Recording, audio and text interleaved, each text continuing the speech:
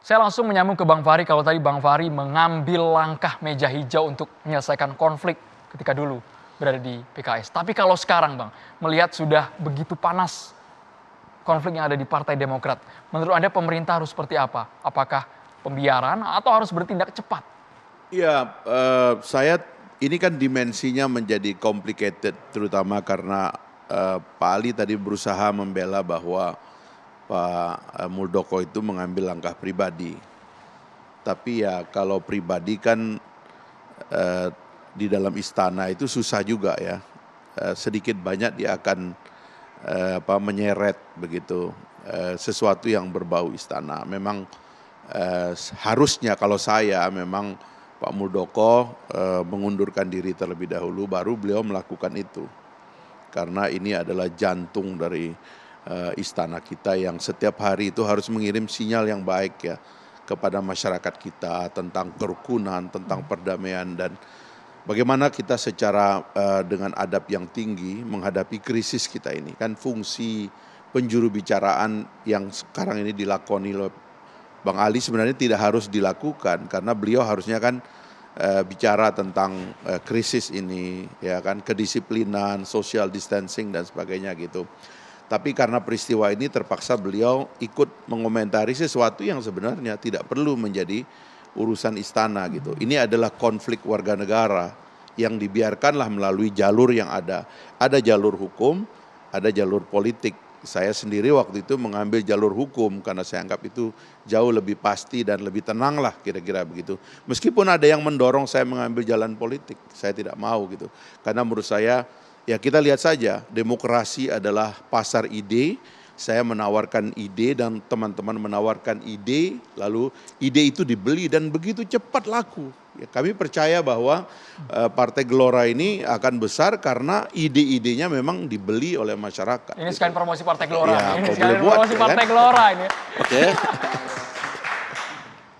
Bang Joni, kalau versinya Bang Fahri, alangkah baiknya ada perpolitikan ketika sudah menjadi seorang ketua umum, melepaskan masa jabatan dari KSP. Tapi kenyataannya sekarang berbeda. Muldoko sudah terpilih menjadi ketum Demokrat versi KLB Sibolangit. Bang Joni, komentarnya Bang Joni? Saya kira ini perlu dipahami juga oleh sampean dan seluruh masyarakat Indonesia.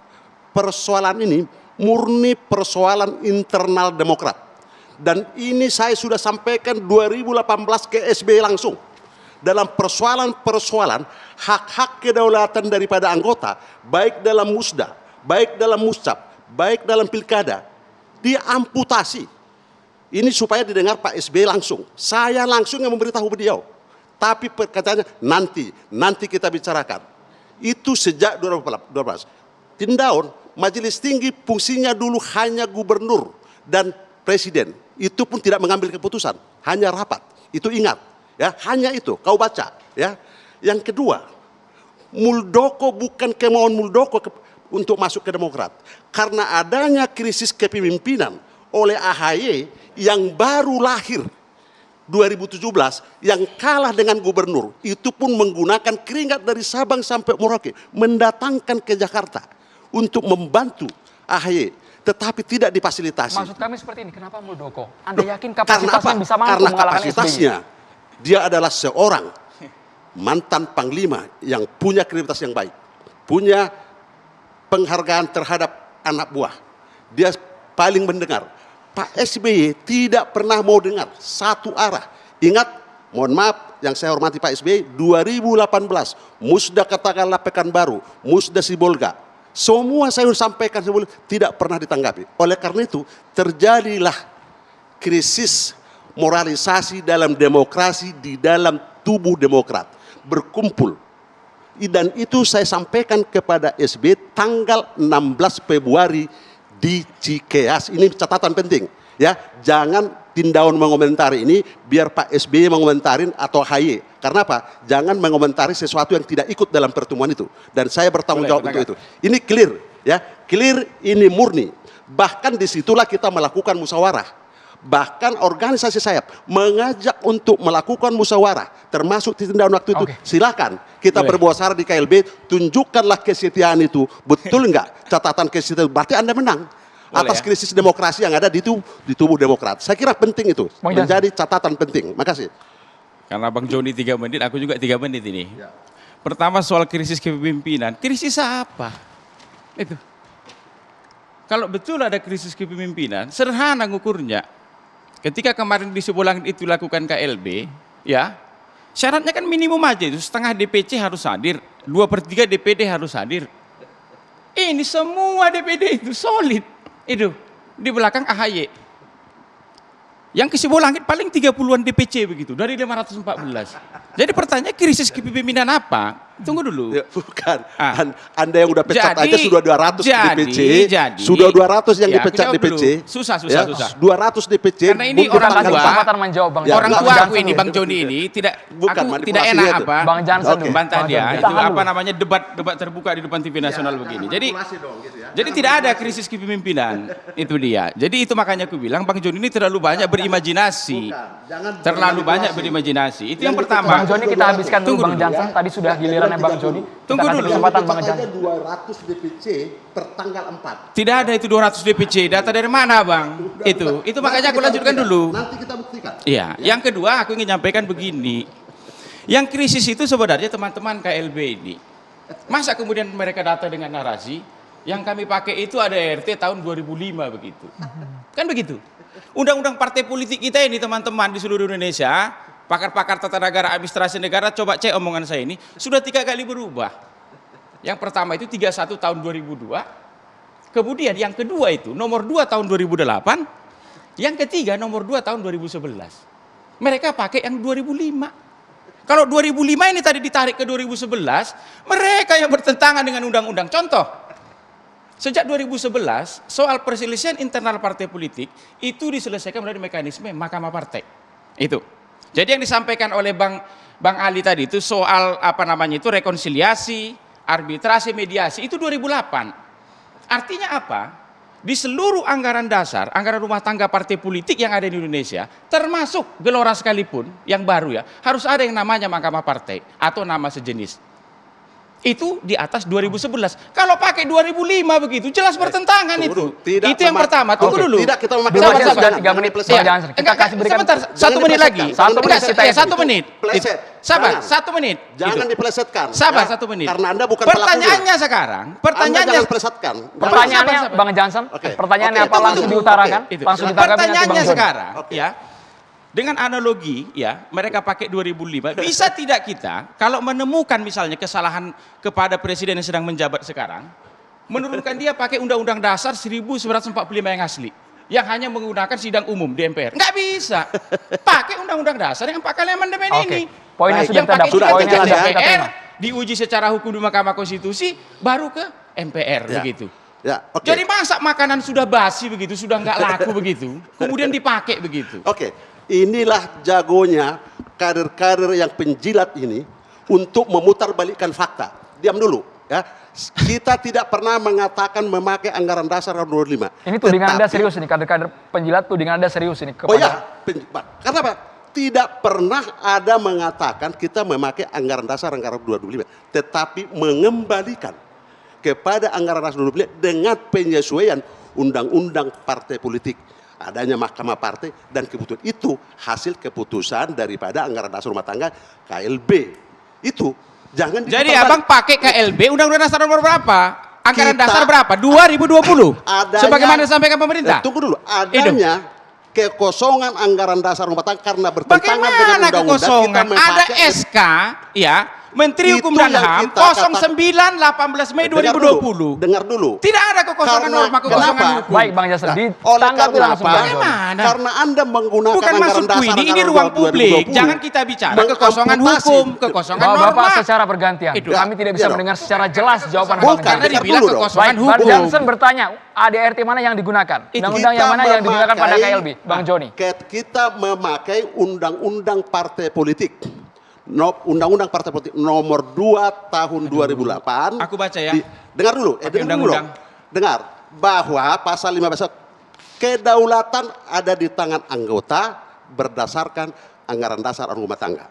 Oleh karena anggaran dasar rumah tangga 2020 adalah mengamputasi mekanisme semua organisasi proses itu demokrasi. ada di anggaran dasar. Betul. Itulah yang disebut di pasal 1 ayat 2 Undang-Undang Partai Politik. Dan ini Betul. sejak 2008 sampai Betul, 2011 bertahan ini. Betul. Anggaran dasar partai politik adalah peraturan dasar partai politik. Berdasarkan anggaran Jadi dasar untuk anggaran mengambil rumah tangga. kebijakan, mekanisme organisasi, melakukan dengar? rapat, kongres KLB Di. di situ. Oke, ini tidak ada Berdasarkan- ujungnya Ini kalau kan perdebatan super hukum, ADART kan? antara Bang Itu. Jansen versi DPP dan juga KLB ini. Berdasarkan anggaran dasar rumah tangga. Dan yang dipakai itu adalah MHH 09 18 Mei 2020. Baik, Bang Joni Itu. langsung ditanggapi. Itulah hukum ADART terakhir. Anda dituding Jansen sudah basi. Enggak, justru karena anggaran dasar anggaran rumah tangga 2020 bermasalah. Bermasalah di mana? Ada Kamu ponis diam dulu dong. pengadilan Kamu enggak? diam, ya kan kamu nggak mau diam, ya toh? Enggak, biar ini. Baik, kan kamu bisa perdebatan jawab. ini tidak ada ujungnya, Ya Bang kan? Joni dan Ya, juga Bang kenapa? Jansen. Ini Bang Joni, karena Bang Jansen. masalahnya, saya bilang tadi, baru dikasih setitik madu yang disimpan itu, udah berkoar-koar bahwa Baik, ya, cukup, malahan baca di cukup, majalah Bang Joni, Demokrat. Bang Nggak Jansen. usah lah. Kok Ya toh? madunya Poinnya tahu? diulang-ulang iya. kembali, Bang Joni, Bang Saya Jansen tahu kok cukup. kamu. Baik, Saya tahu. Bang Joni, Loh, Bang Jansen, pasal-pasal Saya dalam tahu ADART apa? internal Tahu partai saya. tidak Tahu berujung. apa, Bang? Anda kan udah saya ingatkan, ya toh? Enggak usah madu-madu begitu. Madu Ya apa? memang. Apa? Ya. Apakah madu daripada hasil-hasil Yang kita bahas ini soal Loh, anggaran dasar mana oleh yang sah karena sekarang. Baik, Itulah ADART Partai terjadi. Demokrat sepertinya belum bertemu solusinya. Bukan, Bang Jansen dia puter. Dia memiliki putar versi balik. sendiri, Dia putar yang balik. KLB Berlaku juga sekarang. mengklaim memiliki Sebagaimana ADART kata yang sah. pemerintah. Bang Joni, Bang Joni, 2020, cukup. Bang Joni, perdebatannya cukup. Bang Joni, Bang mengamputasi Jansen cukup. hak daripada Cukup. kedaulatan. Publik tidak bisa Betul. mendengar secara jelas apa yang Anda utarakan. silakan. Bang Ali Mukhtar Ngabalin, kalau terus dibiarkan seperti ini, Satu masyarakat menit. mencontoh demokrasi kita No, no, seperti apa. no. Cukup, No, Bang satu Joni, menit. cukup, Bang Joni. Nggak, supaya Itu kan sudah terlalu panjang karena Satu menit, tidak ada Kak. ujungnya dialog tadi. Nah, karena dipotong. Anda tadi saya potong nggak boleh. Kita Harus adil, Oke. kita durasi secara adil, Bang Joni, Bang Tapi dia Jansen. potong, dia potong 1 terus. menit saya berikan Oke, kepada oke. Bang Joni. Makasih. Pertama, kejadian ini sudah lama dan itu saya sampaikan. Ini supaya tegas. Murni persoalan interdemokrat, ya murni. Saya sampaikan itu. Karena diamputasinya. Oke. Itulah membuat kita berkumpul sehingga atau anggaran dasar 2020 itu mengamputasi sehingga ada kekosongan hukum. Itulah Oke. kita membuat KLB untuk mengembalikan kepada proses demokrasi sebagaimana mestinya daripada lahirnya demokrat. Aku Baik, lima poinnya detik. sudah diulang. 5 Oke, detik. makasih. Sudah Ya, diulang. itu Hak penting. jawabku Sudah 5 diulang. detik. Bang Joni, 5 detik. Tidak ada kekosongan hukum masyarakat Indonesia. Pak Mahfud MD Menko Polhukam sudah jelas mengatakan yang berlaku sekarang itu adalah anggaran dasar Partai Demokrat ya MAH 09 yang disahkan oleh Menteri Hukum dan HAM 18 Mei 2020. Baik, sudah lebih dari 5 detik. Itulah yang Terima kasih harusnya banyak, Bang dipakai Jansen. untuk melaksanakan Bang kongres Jansen, rapat termasuk KLB. kita sudah tangkap poinnya. Bang Joni kita sudah tangkap, Bang Ali Mukhtar Ngabalin. Ini sepertinya kalau terus dibiarkan bisa tidak ada ujungnya. Perdebatan internal Partai Demokrat ini sudah memang menjadi perhatian dari masyarakat. Mampukah pemerintah berada di tengah? Kita masih menunggu. Pasti Bang Ali. ya, pasti bahwa seberat apapun situasi yang terkait dengan masalah proses demokratisasi di tanah air, undang-undang kita memberikan jaminan, baik itu Undang-Undang Dasar 1945 maupun undang-undang turunannya. Karena itu memang proses ini harus samalah bahwa saya kira ada berbagai dokumen yang dipersiapkan, dokumen-dokumen organisasi hasil keputusan Munas, kemudian persiapan semua dari Bang Jansen dan kawan-kawan, tidak ada lain. Itulah yang tadi undang-undang menyebutkan bahwa ada proses penyelesaian ini melalui pengadilan dan di luar pengadilan. Undang-undang ini kami susun pada tahun 2008. Kemudian pada tahun 2011 ini, saya pansusnya ini undang-undang ini. Karena itu saya mengerti, kalau diarahkan kepada musyawarah itulah maka Undang-Undang Nomor 2 tahun 2011 itu menjelaskan tentang mahkamah partai. Karena masalah mahkamah partai itulah diatur dalam anggaran dasar rumah tangga. Kalau kewenangan mahkamah partai ada dengan undang-undang itu, apa urusannya dengan pemerintah? Apa urusannya Anda mendesak Presiden untuk mengambil keterangan terhadap masalah ini? Enggak. Presiden sedang memperkonsentrasi pikiran, ngurus vaksin, ngurus pandemi dan lain-lain sebagainya. Sekarang ada di Bali. Jadi kalau istilah brutalisme dan lain-lain sebagainya, udah deh baca buku dulu yang bagus lah. Jangan membuat publik itu dengan kacau, karena kita menggunakan diksi-diksi dan narasi yang membuat publik itu tercerai-berai, kemudian publik itu tersesat, karena kita menggunakan istilah-istilah yang tidak benar. Bang Saya kira Fahri. itu poin yang terpenting. Saya kembali kepada nilai begitu. Ini kan sejarah konflik dalam tubuh umat manusia ya. Dulu itu ada masa ketika orang-orang berkuasa itu bangun, yang dia katakan kepada orang di sekitarnya adalah siapa lagi yang akan kita kuasai hari ini, gitu. Konflik itu adalah insting dasar manusia. Bahkan kadang-kadang kita itu konflik dengan diri kita sendiri. Itulah sebabnya perbedaan antara konflik zaman dulu dengan konflik zaman sekarang itu adalah kita mengorganisir, menerima konflik itu, dan konflik itu terbatas pada konflik kata-kata, ya. Sengketa ini adalah sengketa yang aman buat kita, sengketa yang yang soft begitu. Karena itu menurut saya kalau kita tambahkan sedikit dalam konflik ini, apa yang saya sering sebut kedewasaan, kematangan, ini tentu akan jadi indah gitu loh. Nah itu sebabnya kepada kita semua ini yang dituntut itu kematangan. Saya terus terang ingin juga mengatakan bahwa teman-teman Pak AHY dan kawan-kawan ini harus bersyukur juga ini situasi ini, karena ini akan menguji kematangan dia gitu. Ini dia menghadapi jenderal bintang 4 ini, ya kan? Kalau dia lolos di sini dia bisa jadi jenderal bintang 5. Dan harus dia pakai ini gitu loh, karena di situ nanti Anda akan dilihat Anda bisa jadi presiden atau enggak berikutnya. Ini kematangan ini memang ditunggu oleh publik gitu. Tetapi juga teman-teman Bang Joni dan kawan-kawan ya dia juga harus mendeliver. Saya tahu ada beberapa hal yang mungkin agak ekstrim dilakukan kepada Bang Joni itu sebagai pendiri partai dan sebagainya, ya itu harus dilawan. Menurut saya itu juga harus kita antisipasi dan kita hadapi dengan baik. Dan semua kita ini berkonflik secara baik, karena konflik adalah insting harian kita. Mari kita organisir konflik kita secara baik, secara beradab gitu loh. Nah ini saya kira tantangan dari demokrasi Indonesia. Kalau kelas kita ini mau naik terus menerus ya kita harus betul-betul bisa melewatinya dengan baik. Apalagi tadi Pak Ali mengatakan kita ini lagi banyak masalah. Dugaan saya ya Pak Jokowi tidak minat dengan konflik ini. Dia nggak mau terlibat dalam konflik ini gitu. Cuman kita ini kan apa boleh buat terpaksa harus menyeret presiden karena ini diantara kultur kita. Dalam kultur kita itu kita selalu ingin memanggil yang paling besar untuk hadir di tengah-tengah kita. Kita ini negara bapakisme. Kita ini masih feodal kadang-kadang sehingga apapun yang terjadi dengan kita panggil bapak besarnya gitu loh. Kita nggak mau selesaikan sendiri. Nah kalau menurut saya ini kita bisa selesaikan sendiri. Saya percaya teman-teman ini semua kita ini dalam keadaan teruji begitu, diuji begitu dan kita akan lolos. Saya kira itu. Ini Kita tawaran dari Partai Gelora.